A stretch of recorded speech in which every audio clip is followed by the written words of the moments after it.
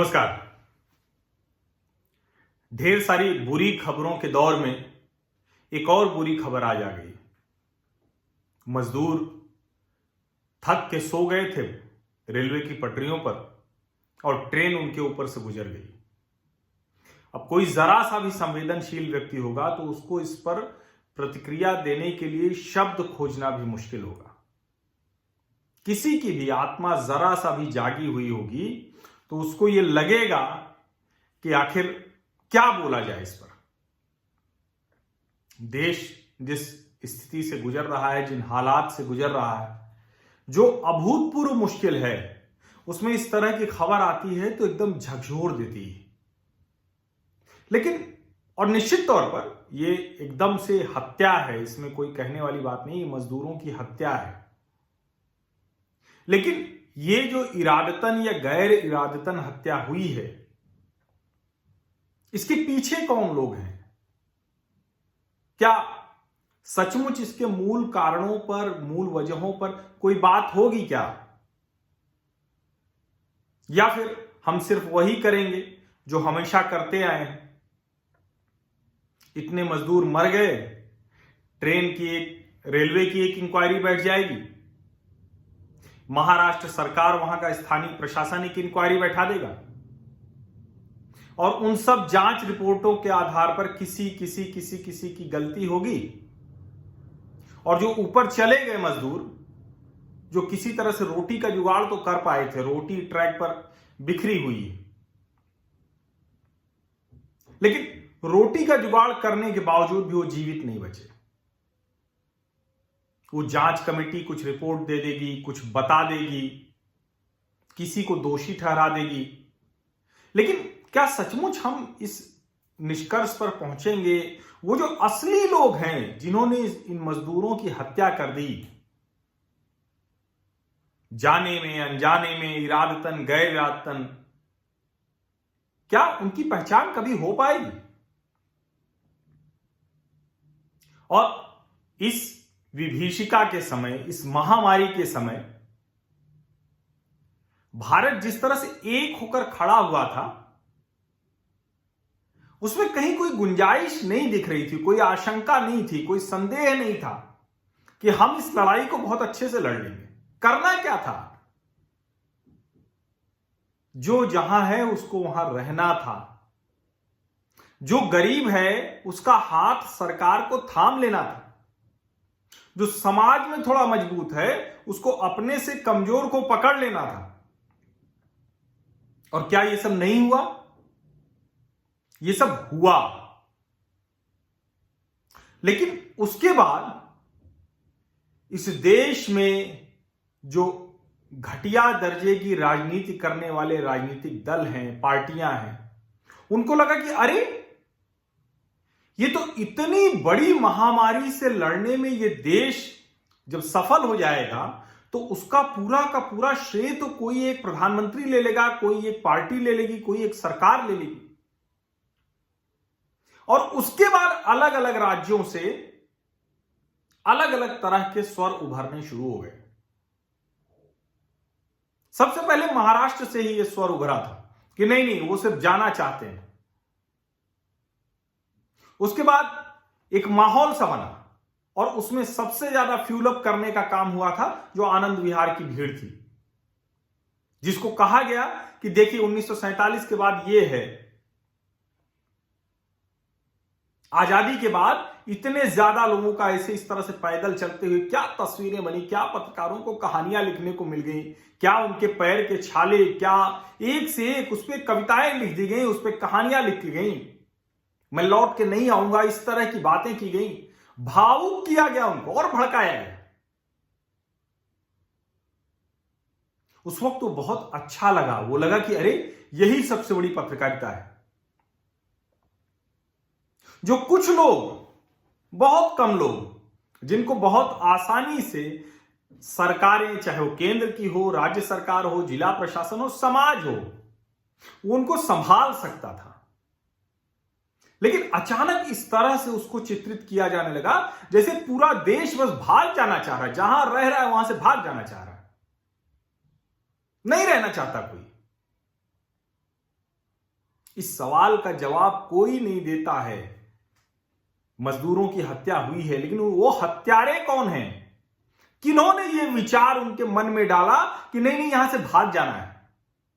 जिस जमीन पर वो जीवन जीने आए थे, इस आस में आए थे कीड़े मकोड़े की तरह जिंदगी जीते कि आज नहीं तो कल हम भी एक अच्छी जिंदगी जी पाएंगे, हम भी प्रवासी मजदूर से एक बेहतर जीवन जीने वाले व्यक्ति बन पाएंगे। इसी उम्मीद में तो गए थे ना। और जिस तरह की वो जिंदगी जी रहे थे, अगर उसमें उनको रहने का मिल जाए और खाने का मिल जाए, तो क्या वो उसके बाद भी भागकर वहां जाना चाहेंगे जहां उनको खाने को भी नहीं मिल रहा था? अपने शहर से, अपने गांव से, अपने जमीन से, अपने मां बाप से, अपने लोगों से जब वो छोड़कर उनको गए, तो इसी उम्मीद में, इसी आस में तो गए होंगे ना। और आपको लगता है कि आज सबके सब पागल हुए हैं कि नहीं नहीं, हमें लौट जाना, नहीं रहना है। सच बात यह है कि राज्य सरकारें विफल हुई हैं। महाराष्ट्र, जिसको बनाने में प्रवासी मजदूरों ने अपना खून पसीना सब एक कर दिया, माया नगरी मुंबई, वो माया नगरी कोई बॉलीवुड की वजह से नहीं है, फिल्मी सितारों की वजह से नहीं, वो तो उनकी वजह से नाम हो जाता है। माया नगरी ये है कि कोई भी कहीं से देश के किसी हिस्से से आता है और वो तय करता है कि हम कोई सपना देखेंगे, उसको हासिल कर लेंगे, उस सपने को जी लेंगे। और उसे लगता है कि ठीक है, आज हमारा जीवन कैसा भी हो, कल को हम भी वो सितारे बन सकते हैं। वो सितारा हर वक्त फिल्मी सितारा नहीं, बड़े उद्योगपति बन सकते हैं, बड़े किसी भी क्षेत्र में बड़े हो सकते हैं, अपने गांव से, अपने शहर से निकलकर वो कर सकते हैं। कुछ मजबूरी में भी जाते हैं, जो सामान्य ही अच्छा जीवन जीना चाहते हैं, कोई सितारा नहीं बनना चाहते, लेकिन उनको लगता है चलो ठीक है, माया आ जाएगी, कुछ पैसे आ जाएंगे, कुछ जीवन स्तर बेहतर कर पाएंगे, वो अपना घर गांव छोड़कर चले आते हैं। जो घर गांव उनको जीने, खाने, सम्मान से रहने की स्थितियां नहीं पैदा कर रहा है, नहीं वो जमीन दे रहा है। और जब वो पहुंचते हैं, जब वहां वो रहते हैं, और वो सिर्फ एक मुंबई, नवी मुंबई, ठाणे, पुणे, नागपुर, औरंगाबाद, नासिक, इसकी बात नहीं है। देश के हर उस शहर में जहां औद्योगिक विकास हुआ है, फिर वो गुजरात का अहमदाबाद हो, सूरत हो, राजकोट हो, जामनगर हो, ऐसे ही आप कर्नाटक चले जाइए, तमिलनाडु चले जाइए, आंध्र प्रदेश चले जाइए, जिस भी राज्य में औद्योगिक विकास हुआ है, और तो और पंजाब में तो खेत नहीं कटे, गेहूं जो कहते हैं ना सबसे ज्यादा उगाते हैं हम, नहीं उग सकता। पंजाब हरियाणा में अगर ये प्रवासी मजदूर ना हो तो नहीं हो सकता। और सोचिए 60 दिन भी ये राज्य सरकारें, ये उद्योगपति, ये लोग उनको खाने रहने का नहीं दे पाए। और सच बात यह है कि खाने रहने का नहीं दे पाए, नहीं, उन्होंने तय किया कि ये यहां रहे ही नहीं। आदित्य ठाकरे का वो बयान मुझे याद है बांद्रा की भीड़ के बाद, जिसमें उन्होंने कहा था कि ये कुछ चाहते ही नहीं है, ये चाहते हैं अपने घर जाना। एक माहौल बना दिया गया कि हर कोई बस घर भागना चाह रहा है। निश्चित तौर पर जिस तरह की महामारी थी, जिस तरह की स्थितियां थी, और जब देशबंदी हुई तो उसमें लगा कि नहीं, हमें अपने घर वालों के पास होना चाहिए, अपने लोगों के पास होना चाहिए। लेकिन आप सोचिए कि क्या वो मजदूर जिसके पास 60 दिन रह पाने की स्थिति नहीं है, उसको खाना पीना रहना अगर मिल जाए तो फिर भी वो भागा जाएगा। और हर बार तो पैसे लेके लौटता था, तब ना सम्मान करते थे वो लोग, जो उसके घर वाले, परिवार वाले, समाज वाले, गांव वाले। हमें याद है, अभी तो नहीं, बचपन का याद है कि आसपास के जो गांव होते थे उसमें नया कोई ट्रांजिस्टर लेके और सुबह सुबह वो खेत की तरफ गया हुआ है, तो इसका मतलब लोग कहते थे बंबई से कमा के आए हैं। वो जो बंबई से कमा के आने था, वो क्या इतना कम कमाना था? और जो लोग कमा के रह पाए 60 दिन, 90 दिन, 180 दिन, 6 महीने के भोजन की व्यवस्था जिनको थी और जिनको 30 दिन भी नहीं रह पाए, क्या उनको सरकार पहचान नहीं पा रही, उनको हाथ नहीं पकड़ पा रही? देश के अलग अलग हिस्सों में, और इसमें कोई किसी एक सरकार की बात मैं नहीं कर रहा हूं, ये कोई राजनीतिक बहस का मुद्दा नहीं है, मूर्खता करते हैं वो लोग जो राजनीतिक बहस करते हैं, लेकिन राज्य सरकारों ने अपनी जिम्मेदारी उतार के रख दी, सड़क पर छोड़ दिया, लावारिस, आवारा, अनाथ इस तरह कर दिया। ये प्रवासी मजदूर उन बच्चों की तरह हो गए जो नाजायज औलाद जैसे हो गए, और उनको छोड़कर सड़क पे चल दिया, मंदिर के गेट पे रख के चल दिया, कुत्ता आएगा नोच ले जाएगा, कौन क्या कर दे, कुछ भरोसा नहीं। कुछ लोग सवाल ये भी खड़ा कर रहे हैं कि क्यों वो ट्रैक पर गए, रेलवे ट्रैक पर वो गए ही क्यों? कितना मासूम सा, कितना शानदार सवाल है। हर कोई जो घर में मजे से तान के सो रहा है, बिस्तर जिसको मिला हुआ है, सब चीज उसके अपने किराना बगल की दुकान पे उपलब्ध है, अपनी सोसाइटी में उपलब्ध है, उसके लिए सवाल बड़ा आसान होता है। ये प्रश्न सबसे पहले दिमाग में आता है, अरे वो मजदूर रेलवे ट्रैक पर सो ही क्यों रहे थे? ठीक बात है, ये सवाल एकदम सही है, लेकिन जब उनको पता है कि हर दूसरे चौराहे, हर दूसरे नुक्कड़, हर दूसरे नाके पर पुलिस उनसे पूछेगी पास कहां है, और ये तब है जब केंद्र सरकार और राज्य सरकारें इस बात की वाहवाही लूट चुकी हैं कि हमने इजाजत दे दी है, हम कर रहे हैं। और मैं आपको बताऊं, मैं पहले दिन से ये कह रहा हूं, ये मेरा स्टैंड बदला नहीं है, पहले दिन से मैं कह रहा हूं कि इससे गड़बड़ कुछ नहीं है कि आप कहें कि नहीं प्रवासी मजदूर लौट जाएं। मैं फिर कह रहा हूं कि आप उनके रहने खाने का इंतजाम नहीं कर पा रहे हैं, तो शर्म आनी चाहिए आपको सरकार के तौर पर, प्रशासन के तौर पर। वो चुल्लू भर पानी में डूब मरना भी आपके लिए नहीं। सरकार प्रशासन है किस लिए अगर लोग इस तरह से मर जा रहे हैं? ये कोई पंजाब के दशहरे का मेला नहीं है, अमृतसर का कि ट्रेन आई और रावण जलने को देखने में व्यस्त थे और ट्रेन को चलते निकल गई, नहीं है वो। ये वो लोग हैं जो निकले थे अपने कर्म भूमि से जन्मभूमि की तरफ, और निकले थे कि हम रेलवे ट्रैक के किनारे किनारे चले जाएंगे तो यहां कोई पकड़ेगा नहीं, जहां थके वहीं सो गए। उन्हें क्या पता कि हमेशा के लिए सुला देगा शासन, सरकार सुला देगी, और ये जिम्मेदारी पूरी तरह से उस सरकार की है, महाराष्ट्र सरकार की है। ये जिम्मेदारी पूरी तरह से उन लोगों की है जो पहले दिन से मजदूरों को भड़का रहे थे कि क्यों इनको जाने नहीं दिया जा रहा है। ये जिम्मेदारी पूरी तरह से उन लोगों की है जो इसमें भी राजनीति कर रहे थे कि कौन देखेगा, कितना दिया जाए, क्या किया जाए। और मैं बार बार कहता हूं कि कोई भी फैसला आधा अधूरा लेना ज्यादा खतरनाक होता है। आधा अधूरा फैसला ज्यादा खतरनाक होता है। जब एक बार आपने तय कर लिया कि प्रवासी मजदूर जाएंगे, तो खोलिए ट्रेनों को, तय कीजिए, केंद्र और राज्य सरकारें मिलकर बैठे बात करें। जब आप इजाजत दे रहे हैं तो उसमें फिर इतनी ज्यादा नाकाबंदी क्यों? ये गलत तरीका है, ये योजना गलत है। मैं इसके पक्ष में नहीं हूं, मैं फिर से कह रहा हूं, मैंने बार बार इसको कहा है कि प्रवासी मजदूरों को इस तरह से जाने की इजाजत देना ये देश की अर्थव्यवस्था, जिंदगी, ओवरऑल सबके लिए बहुत खराब है।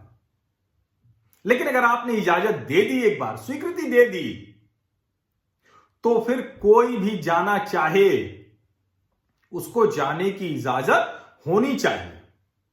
आप लगाइए ट्रेनें, आप कहिए कि ठीक है इतने बजे इतनी ट्रेनें जाएंगी।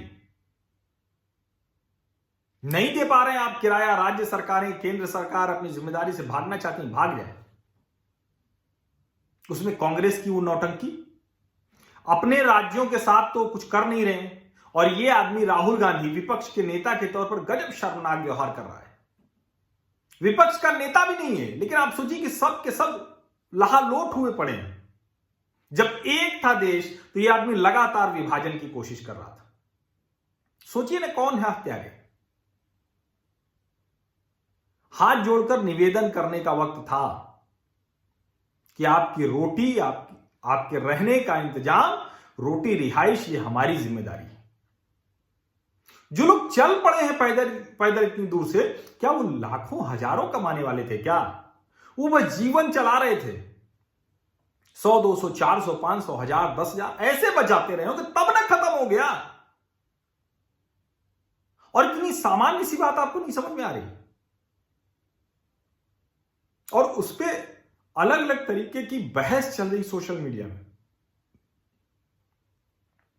कुछ लोग तो इसी पे खुश हो गए। पूरी कांग्रेस पार्टी सिर्फ और सिर्फ इस पे खुश हो गई है कि चलो ठीक है, अब इसी बहाने मोदी को हम फिर से हत्यारा कहेंगे। सोनिया गांधी मौत का सौदागर कहती थी, फिर से कहेंगे। और ये लगातार हो रहा है, लगातार। कहीं भी किसी को भी जाकर कहीं भी एक जिम्मेदार पार्टी के तौर पर नहीं काम किया। और केंद्र सरकार की गलती ये कि जो फैसले लिए, अगर मुख्यमंत्रियों के दबाव में लिए, तो उसको साफ साफ बताना चाहिए। शराब खुलवाने का फैसला बेहद गलत फैसला। ट्रेनें, बसें या तो नहीं चलाने दी होती, किसी को नहीं चलाने दी, जब दिया तो सबको चलाने दीजिए, गलत फैसला। और आज भी जो अपनी गाड़ी से अपने घर जाना चाह रहा है, उसका एक बहुत क्रिस्टल क्लियर प्रोसेस क्यों नहीं कर पा रहे हो भाई? मेरी गाड़ी है, मैं अपने घर जाना चाह रहा हूं, पास दीजिए, मैं जाऊंगा। जो आप चाहते हैं, आप ग्लव्स चाहते हैं, मास्क चाहते हैं, जो कुछ चाहते हैं वो मैं करूंगा। कोई प्रवासी मजदूर है, वो कह रहा है कि नहीं भाई, अब हमको नहीं रहना मुंबई में, नहीं रहना है औरंगाबाद में, नहीं रहना है सूरत में, नहीं रहना है दिल्ली में, तो ठीक है, आप उसको कहिए कि ठीक है, हम ट्रेनें हम लगा रहे हैं। शर्म आ रही है, नहीं पैसा नहीं दे पा रहे हैं, तो आप कहिए वो अपना टिकट लेके जाएगा। लेकिन उपलब्धता तो करिए। मारामारी क्यों हो रही है? आप कहिए ना कि आज से हम शुरू करते हैं, आज से ये प्रोसेस शुरू हो गया, जैसे आपने कहा वैसे ही हर राज्य में वो प्रोसेस कर दीजिए। रेलवे का सीधे लिंक दे दीजिए, छोड़ दीजिए। राज्य सरकारें नहीं अपनी जिम्मेदारी निभा रही, अगर वो निभा रही होती तो अपने यहां से किसी प्रवासी को जाने के लिए मजबूर नहीं करती, कोई भी राज्य सरकार हो। आप ये कर दीजिए कि कोई भी रेलवे पे आप डाल दीजिए, जैसे ही यात्री होंगे ट्रेन हम लगा देंगे और चल पड़ेगी। प्रतिदिन का समय तय कर दीजिए। ये इतना भी कठिन नहीं है, ये इतना मुश्किल नहीं कि लोगों की जान ऐसे पटरी पे लेटे हुए हैं और गुड्स ट्रेन उनके ऊपर से निकल जा रहे हैं। क्या कर रहा था वहां का पूरा प्रशासन? क्या कर रहे थे वहां रेलवे के सारे जो सुरक्षा के लोग लगे हुए थे? कैसे किसी जगह पर लोग सोए और मर गए और किसी को पता ही नहीं हत्यारा कौन? लेकिन मूल हत्यारे वही हैं जो इस देश में लगातार, जब देश एकजुट होकर खड़ा हो जाता है तो विभाजन की कोशिश करते हैं, अलग अलग तरह से बात करते हैं। मूल हत्यारे वही लोग हैं। उनको पहचाने जाने की जरूरत है। जिनकी जिंदगी चली गई, अब हम उसको वापस नहीं ला सकते हैं। हम इस पर कुछ टिप्पणी भी नहीं कर सकते, कोई प्रतिक्रिया नहीं समझ में आती कैसे उनको संवेदना दी जाए। लेकिन आगे किसी और का जीवन न जाए, क्या हम उस तरफ बढ़ेंगे या फिर से वही हो जाएगा कि चलो ठीक है, अगले हादसे का इंतजार करते हैं। 130 करोड़ की आबादी में 15-17 लोगों की जान का क्या मतलब है? क्या हम उसी तरह सोचे? ऐसे सोचते हैं तो सरकार प्रशासन ना हो, खत्म हो जाए सब, कोई जरूरत नहीं किसी व्यवस्था की। और सोचिए कि इसके बावजूद जो कांग्रेस महाराष्ट्र सरकार में हिस्सेदार है, उसकी पूरी की पूरी टीम सोशल मीडिया पर सिर्फ इस पे लगी हुई है कि मोदी को गाली देनी है। आप ये सोचिए जरा, और आपको समझ में आ जाएगा कि हत्यारे कौन हैं, किन्होंने इन मजदूरों की हत्या की है, किनकी वजह से इस देश में जब जब एकता होनी होती है तो विभाजन के बीज डाल दिए जाते हैं। और उसके बाद अगर देश को असहाय कर दिया जाए, देश को कमजोर कर दिया जाए, तो वो भी उनके लिए बहुत खुशी का, बहुत उत्साह का समय होता है। देखा हमने साबित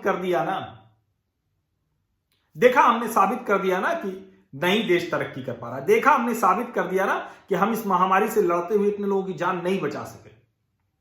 ये जो देखा हमने साबित कर दिया ना वाली प्रवृत्ति है, वो है हत्यारी इन मजदूरों की। इसको ध्यान से सोचिएगा। आपके आसपास ऐसे ढेर सारे लोग होंगे, उनको पहचानिए जरूर, उनको चिन्हित जरूर कीजिए। हो सकता है कि बहुत लोग अभी इस पर विधवा विलाप शुरू कर देंगे, लेकिन उनका विधवा विलाप एक तय है।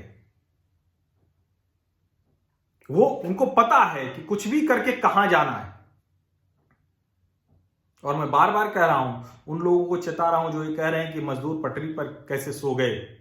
निश्चित तौर पर नहीं सोना चाहिए था उनको, लेकिन अगर उनके पास बिस्तर होता, उनके पास पुलिस से बचने के लिए पास होता, उनके पास और कोई जुगाड़ होता, तो शायद वो वहां न सो रहे होते।